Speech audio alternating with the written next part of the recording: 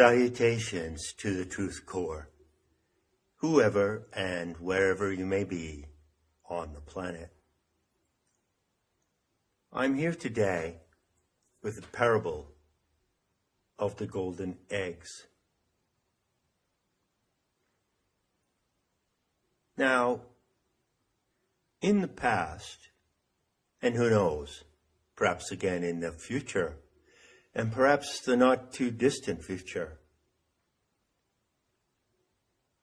when there were enough sane human animals in the world to carry the measure of sanity for the whole world, there were such things as stories and parables. And in that ancient time, a story had a moral. A parable had a lesson, and you could come away with that lesson and carry it into your life. It could become a part of your way of behaving, and it could guide you and assist you in the way you live and in the way you relate to others. And so I wish it to be for the parable of the golden eggs. Now, in offering you this parable, I invite you to engage in a simple exercise. Some people might call this, speaking in Jungian terms, an exercise of active imagination. Others would call it a guided meditation. It's really nothing so complicated as that. It's a simple act of storytelling. And you are invited to participate in the story that I recount. So picture yourself in a great park somewhere, such as, say, Hyde Park in the center of London. It's a great flat area with trees, walking paths. There's a pond. Oh, yes, there is. There's a pond, and there are swans in the pond. One of them might even be, like me, a black swan. And you walk at your leisure in freedom and with pleasure through the park. And in this park, there are others walking around you. They pass by you. You see them at a distance. And some of them you know. Now you are walking alone. But as you walk, you may encounter some others that you know. So you give the sign of acknowledgement, a friendly sign, a wave or a smile. Those people are familiar. You know who they are. But there are many others in the park who are strangers. No problem. Everyone is there in freedom. Everyone is there to enjoy the beauty of the environment. And so you see strangers coming and going as you walk. Now picture yourself standing, say, at the pond in this great park, this great open space of humanity. And as you're standing there, you look off across the distance. You see people walking toward you, people walking away. And at a certain moment, you catch sight of someone in the distance who seems to be coming in your direction with a certain kind of intention. Now, this is someone that you don't know, but you do observe that they are coming straight toward you. And indeed, they do arrive in front of you, standing, say, 5 or 6 feet away from you, presenting an amiable and non-threatening presence. So there suddenly, someone is in front of you, presenting themselves to you, be it a man or a woman, it doesn't matter. It's a stranger. Let's say it's a man. And in the telepathic connection you immediately have, you know that he intends to give you something. So he extends his arm with the palm down, but his hand is closed. So there's something in his hand he wants to give you. And once again, holding his gaze, reading his mind, he tells you to extend your hand. So you do. You extend your arm to full length with the palm upward. And you place it directly beneath his hand so you can receive what he has to give you. And then he opens his hand and he drops a golden egg onto the palm of your hand. He gives you a golden egg. This stranger gives you a golden egg, and it drops into your hand, and it is yours to keep. You close your fingers around it, and you have the golden egg. It belongs to you. It's a free gift. So what is this golden egg? Well, it's something called common sense. And you have received it. Or may I ask you, have you received it? Do you have common sense? And if you have common sense, how do you know that you have it?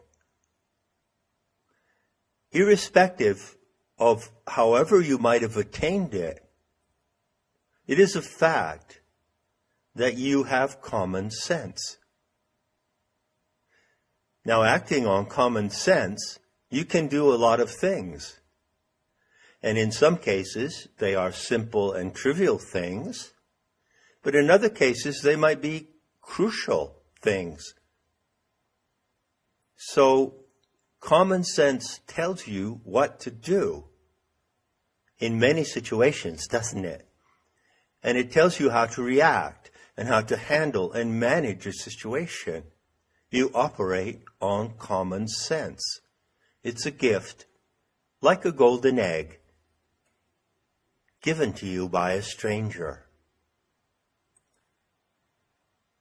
Now, I ask you to just pause with me here for a moment and consider this gift of common sense. It is truly a golden egg. It is truly a precious gift. Just consider the many instances in your life when you have used common sense. The many situations when you need common sense to know what to do. So, the golden egg that falls into your palm becomes your own. It's as if it was never not there. It's as if you never didn't have it. And you use it to your advantage and your benefit. There's a wonderful property of this golden egg of common sense. It has, in the first place, an inherent value. But the value of it can increase. In other words, the golden egg of common sense is like a currency that you can negotiate so that it becomes more valuable. A certain part of your common sense is already established in you in some mysterious way, but you can increase and improve the common sense. You can learn things that become part of that faculty of common sense. For instance, you might not know that in certain places, on certain beaches where you could swim, there is something called the undertow. Now, the people who live in those areas where undertow happens on the beach already have a common sense about undertow. You might not have that, but you could learn it from one of the natives who lives in the area of the beach. They could tell you about it. They could warn you, and then you would have an additional factor of common sense, and it would become inherent and innate to you, like the common sense that you already have about other things and other situations. So you would have the common sense to know that if you go swimming on a certain beach in a certain place, you need to watch out for the undertow. Many, many examples, dozens of examples come to mind, don't they? So from contemplating this little parable for a moment, the first part of the parable, you can see that common sense is something that you innately possess. It is a valuable quantity of awareness. And it is possible for that quantity to grow.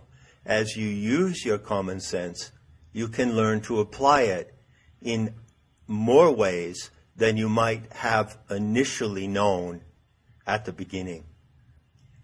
So the golden egg has an inherent and initial value, precious value, which can be augmented and increased by learning, by transactions of learning. Another example is filling your car at a gas station. It's common sense that you don't light a cigarette while you're filling your car with gas. Now, granted, there are some people who don't have that common sense. Now, in the process of presenting this parable, the introduction to this parable, I won't go into the issue of those who lack common sense, or those whose common sense may be inadequate or damaged.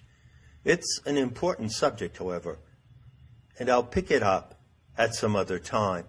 But for now, all you need to know is that you carry with you through life the golden egg of common sense.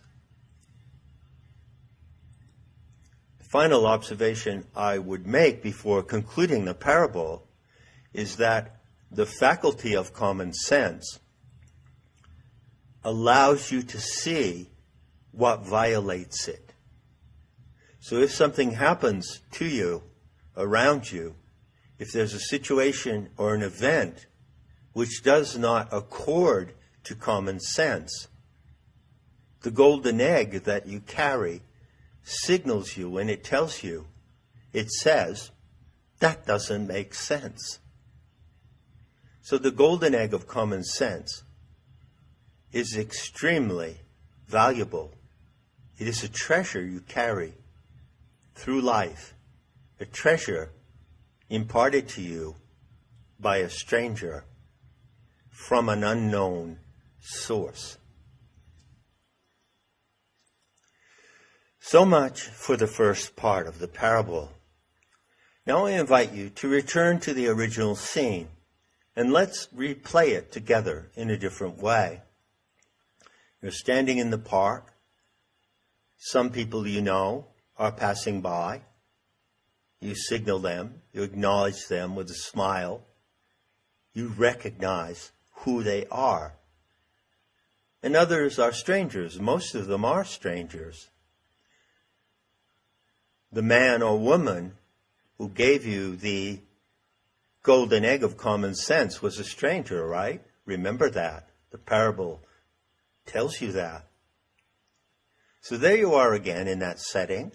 And once again, someone approaches you, a stranger. And the same series of actions recurs. He comes up to you, stands at a respectable distance, and holds out his hand, palm down, with something in his hand. And the telepathic communication invites you to extend your arm with the palm open, the palm of your hand open, to receive what the stranger intends to give you. And so, your palm is there directly under the hand of the stranger, and the stranger opens his hand, and there is a golden egg in his hand. But what happens now? What happens now is something odd. Because the golden egg floats.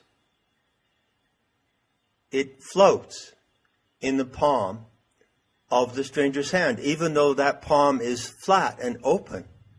Even though the stranger is not holding the golden egg, it does not drop into your palm. This is the parable of the golden eggs. And of course, it begs the question, well, why doesn't the second golden egg drop into your palm like the first one did? Why don't you hold and carry through your life the second golden egg in the same way as you do the first golden egg? That is the question. Linger on that question for a moment. This parable has a lesson. It is a universal lesson that applies to every single human being, every human animal living on the earth. Why doesn't the second golden egg fall into the open palm of your hand? Simple question, right? The parable itself forms that question. The progression, the plot of this simple story leads to that question, doesn't it? And what is the answer to that question? It's simple. You cannot receive the second golden egg without knowing who gives it to you. Recall for a moment the first part of this exercise. A stranger approaches you in a park and gives you a golden egg. You receive it. It drops into your palm. And you don't have to know who that stranger was. But to receive the second golden egg, you must know. You absolutely must know who is giving it to you. That's the difference between the two golden eggs. That is the lesson of this parable. Of course, it's an open lesson. There is more to be said here, isn't there? There is more to this story, more to be learned. But for now, enough said, and I'll be seeing you in the beauty to come.